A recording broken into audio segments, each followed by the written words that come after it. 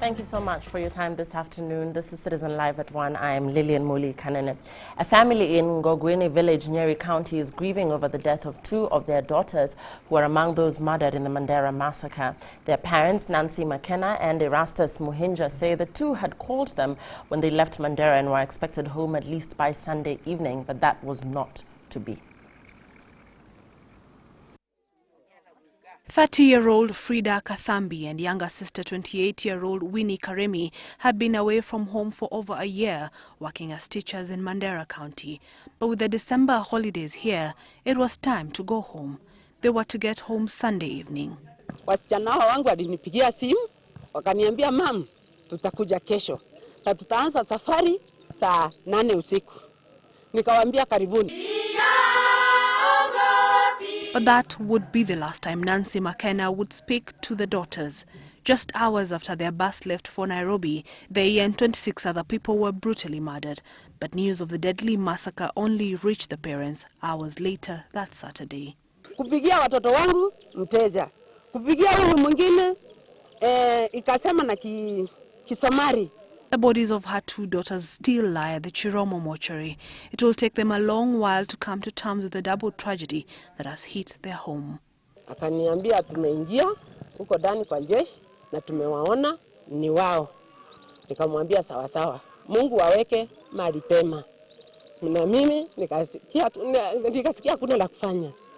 Mimi mwito wangu wa serikali ni isikuwe jukumu yoyote ile inataka. Area member of parliament who visited with the family wants the government to deal decisively with those tasked with securing the country.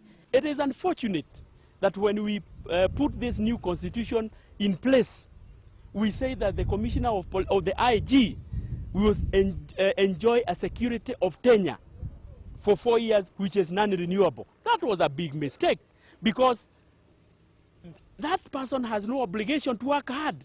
Because even if that person works hard, he will not get another term. The MP says he will be introducing a motion in Parliament to seek the removal of the officers. Esther Kahumbi, Citizen Live at 1. Over 700 cases of missing children were reported to the police last year, with the Children's Court handling another 1,700 cases of children in need of care and protection. Families of such children held a solidarity event in honor of the missing children in Nairobi to create awareness on the plight of the missing children and their families. But as Martin Monene reports, cases of missing family members are not limited to minors. At an event that brought together people from all walks of life and regions who have in a way felt the pinch of losing a loved one, we met Peter Kamaro, a father who has lost his 3-year-old son, Dwayne. It was a rainy day. It was in the evening, towards 6, when the children were playing outside my house. It was a matter of 2 to 3 minutes. That's where the boy went missing as if he was being swallowed by the sun. For Dwayne's family and friends, it has been 1 year of nothing but anguish and sorrow. A painful development the boy's mom has not been able to handle. It's exactly 1 year since the boy got lost. It is very painful. We have been together, standing with my brother, because the mother got really sick when she heard the story. In fact, today she was supposed to come, but I'm representing her. She's very sick. Their story is just one of thousands of similar cases in Kenya where children disappear without a trace. According to Joan Birika, the director of the Center for Missing Children in Kenya, there is need for formulation of a policy to address such tragedies. We are saying that it's about time. It's high time we do something as a community, as a society, for children, because many who separate from their care, it's very difficult to reconnect, and we can simplify these processes. Because tragedy knows no hero, adults too are not spared. We met Jane Wangoi, who has lost her father, Charles Engeita, a memory loss patient, for 2 months. A thing that has had a drastic effect on her. Hali yangu ni ya wasiwasi, hata sikuli, hata nimereduce weight. Nasikia hata nikiwa mnyonge, hata juzi nilikuwa Kenyatta Hospital na nikatibiwa. Lakini naomba Mungu anipatie nguvu. The event had its fair share of fun as an attempt to perhaps bring a smile to the families, a smile even if for a moment. Speaking at the event, nominated MP Isaac Mwaura said that Parliament is discussing the Child Justice Bill. On his part, Chief Justice Dr. Willy Mutunga, in a statement read on his behalf by Justice William Musyoka, noted that Kenya has been identified as a hub for child trafficking, child labor, child pornography and other forms of exploitation. We are constructing modern courts which will have sufficient facilities to cater for children. These include child-friendly courts, witness protection boxes, and waiting rooms for children. Currently in Kenyan law, there is no single mention of missing child in the Children Act or in the Constitution of Kenya.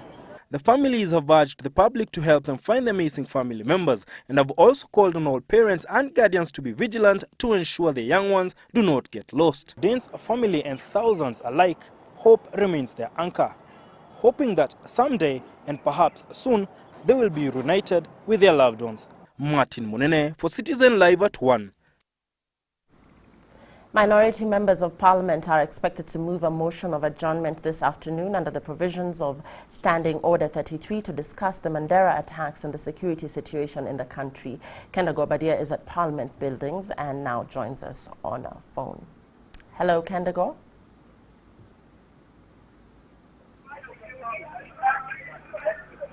Kenda.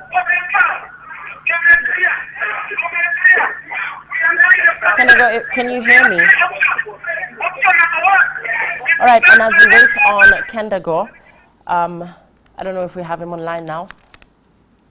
Well, let's move on with other news of the day. Remember, the SMS number is 22422, and we'd like your feedback on stories we're bringing your way this afternoon. And Mombasa County Building and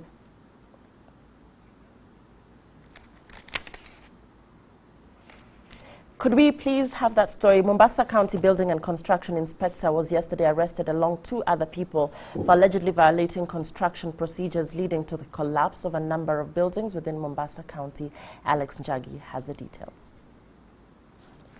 The construction inspector Meshek Otieno was arrested together with Mohamed Rafik, who is a developer, and Omar Rua, a contractor, for allegedly colluding to construct buildings without genuine documents. I am aware of the larger public good that I need to take into account.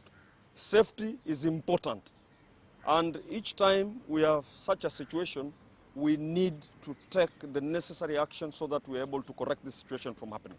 Their arrest was prompted by the collapse of a building under construction just a few meters from Moi Avenue in Mombasa Island. This is the second building to collapse while under construction within a period of 1 week. We are going to check on the documentation, we are going to check on the workmanship, we are going to check on all the other issues that are there, and we are going to work very closely with our brother from NEMA. The county government of Mombasa says it has launched a major inspection of all buildings under construction in a bid to flush out those engaging in illegal constructions. Alex Njagi, Citizen Live at 1.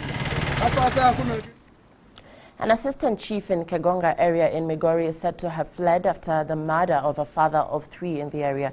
The deceased was reportedly stabbed by the county administration officer after a disagreement during a drinking spree. Tom Wanjala has more.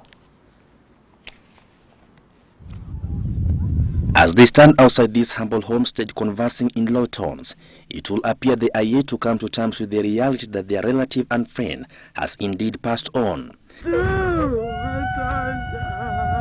It is alleged that Obadia Kirario was stabbed to death by the area assistant chief who later on ran away. Sisi tunashindwa kwamba chifu mzima ambaye ndiye anatuchunga hapa, kwa nini anaweza kuenda kutunga rafiki yangu kisu? Sisi wote tumeshangaa sana. It all reportedly happened when the two were on a drinking spree at around 9 a.m. Monday morning, when a heated argument ensued between them. Out of anger, the Kegonga assistant chief, who is identified as Anthony Mwita, reportedly drew a knife from his coat and stabbed the deceased multiple times in the stomach. Mipango mpaka sasa hivi bado tuko nje, tunamtafuta, tunamsaka ipokuwa vyote vile ili tumpate sheria fanya mkondo wake. The cause of their disagreement is yet to be established, since the two are said to have been close friends for a long time. The deceased has left behind a wife and 3 young children. Currently, the assistant chief is still at large. Tom Wanjala, Citizen Live at 1. Parents and officials of Garden Estate Public Secondary School have protested against a private developer's move to stop projects that are on course at the institution, claiming ownership of the land on which the school is built. The 6-acre piece of land in question holds Garden Estate Public Secondary School and development projects funded by the Ministry of Education and the Roysambu Constituency Development Fund. Roysambu MP Waihenya Ndirango has criticized the private developer, who has served the school management with a court order requiring the institution to stop any further construction since the land belongs to him. Some parents have lamented that the developer's move will deny their children a chance to learn at the school, which they say is the only public one in the area. Na sisi tunawaambia hakuna mtu dunia hii ako na nguvu ya kunyang'anya shule ya umma shaba apatie mtu anaitwa Ole Sikamoi.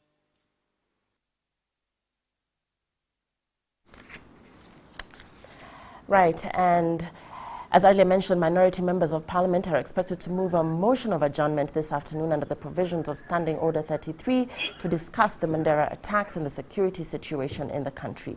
Kendago Obadia now joins us from Parliament buildings. Kendago. Good afternoon to you, Lillian. It is true that we are expecting members of Parliament today to seek for adjournment of sittings to be able to discuss this thorny issue of security in the country.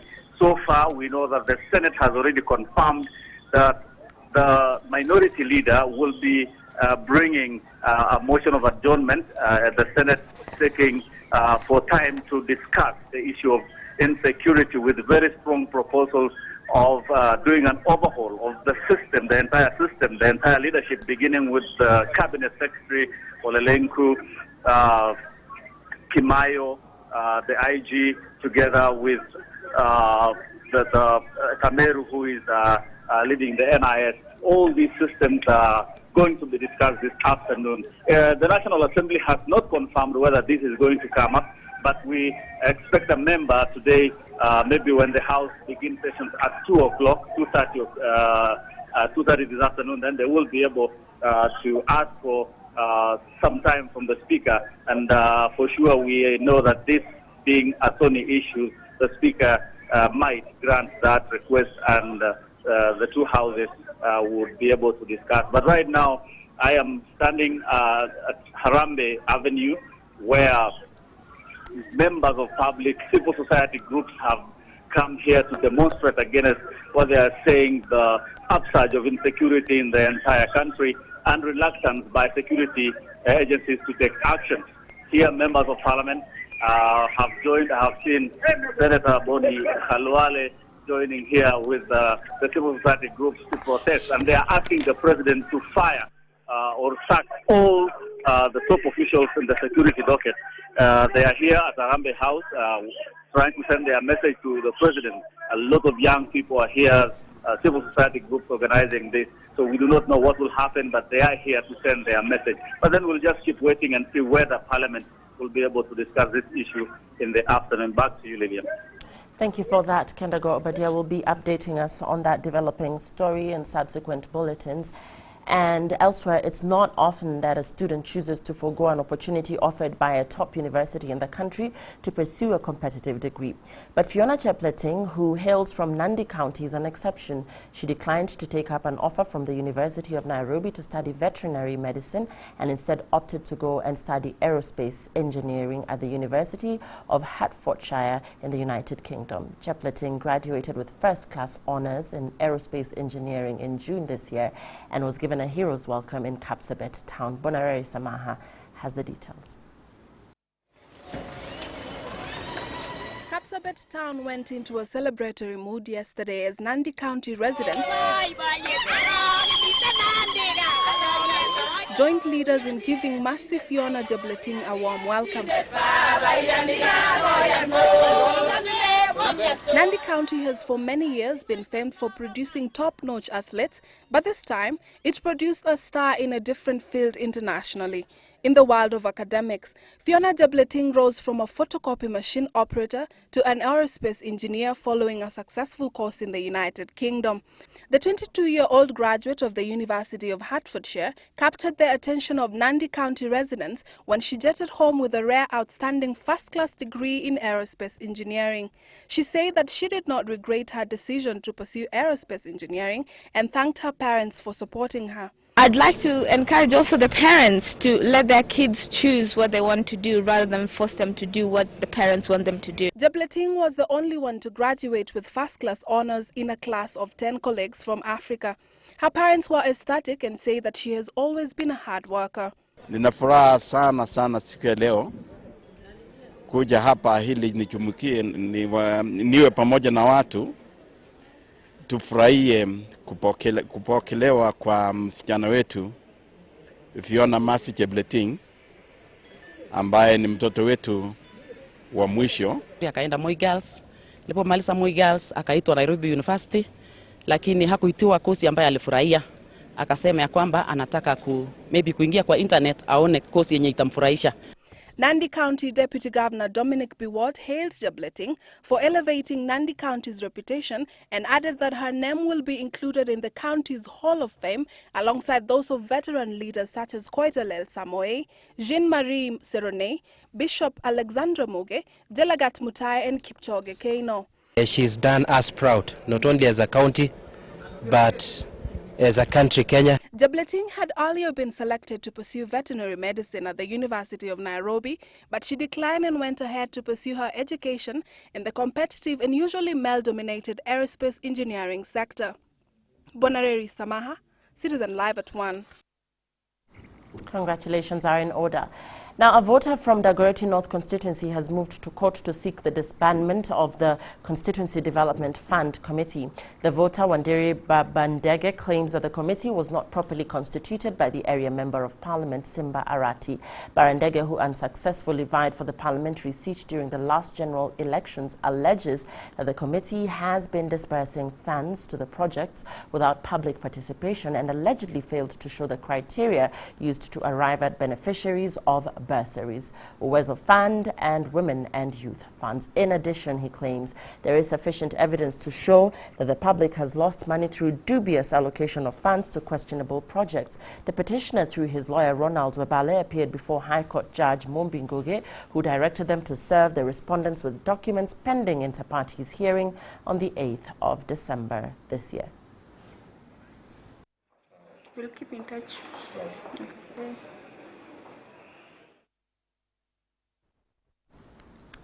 West Pokot Governor Simon Kachapin has asked USAID to lift an advisory it issued barring workers from the organization from working in the county due to insecurity concerns. The organization, which has been funding many projects in the region, issued an advisory to its workers early in the year following a spate of intercommunication conflict in the region, which has led to the death of several civilians and security officers. The Governor Kachapin was speaking at Ortum Mission Hospital during a graduation ceremony of nurses.